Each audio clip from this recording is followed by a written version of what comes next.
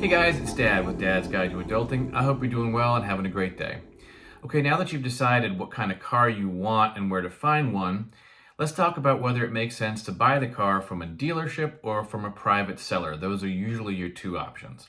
Each one has benefits, and you can decide which of those benefits are most important to you and then make a good decision about where to go. So first, let's talk about buying from a dealership. What's the benefits from buying from a dealership? First, you may be able to get warranties from the dealership that you wouldn't otherwise be able to get from a private seller. You can also buy what's called a certified pre-owned vehicle, which means that the dealership has inspected the vehicle, any problems or defects have been fixed, and the dealership will provide you with certain warranties on the work that they've done. Most private sellers will only sell their car as is.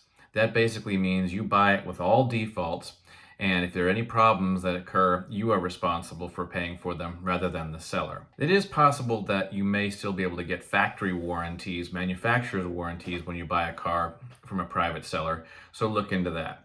You can minimize your risk on that by having any car fully inspected before you buy it from a private seller.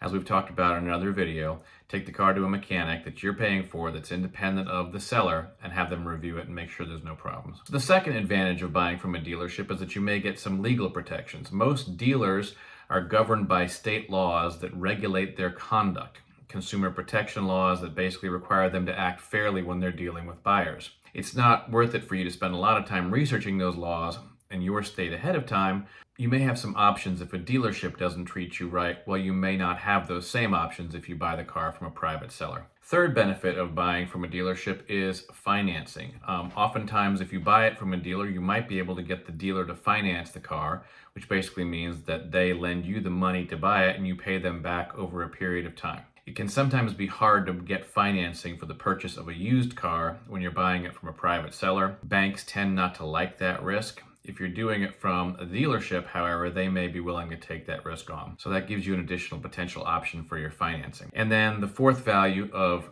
dealing with a dealership is the paperwork. The paperwork that the dealership uses is already prepared, doesn't require you to draft up contracts and that sort of thing. It may not always be favorable to you, but at least it's a little bit easier to deal with the paperwork requirements when you're buying a car from a dealership from a private seller, because you don't have to go create anything out of whole cloth. So let's talk a little bit also about buying from a private seller. What are the benefits there? And by that I just mean another person, somebody in your neighborhood, somebody in your state, not going to an organized car dealership. First off, price. You're more likely to get a better deal from a private seller than you are from a dealership. And the reason for that is they have different motivations.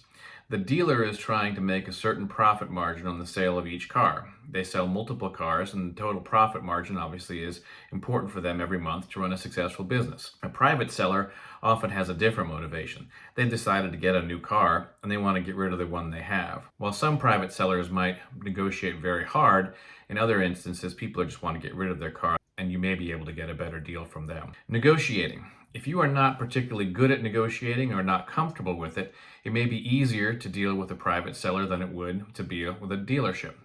When you go to a dealership, the salesmen are trained negotiators, they're trained salesmen, and as we talk about in our other video, they are trained at using tactics designed to get you to pay more for the car. You may not have to face those same sort of tactics and need the same negotiating skills when you're dealing with a private seller. In addition, when you're dealing with a private seller, it's more likely that they are going to have specific information about their particular car. Dealerships obviously have a lot of cars to sell. They're not going to know each one of them individually well. If you buy from a private seller, and presumably that person is honest, you may find about certain things with the car that are beneficial or that are harmful. And getting that extra information about the car from the seller may be a reason to go to a private seller rather than a dealership.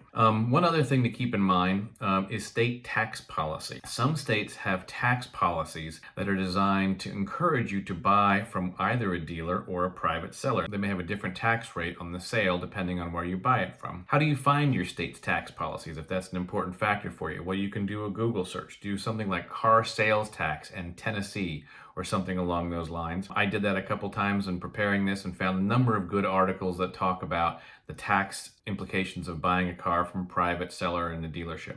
If that amount of money is important to you, take a look and see if you have an incentive in your state. So that's it for this video. Now that we've talked about whether to buy from a dealer or a private seller, let's talk about deciding how much to pay.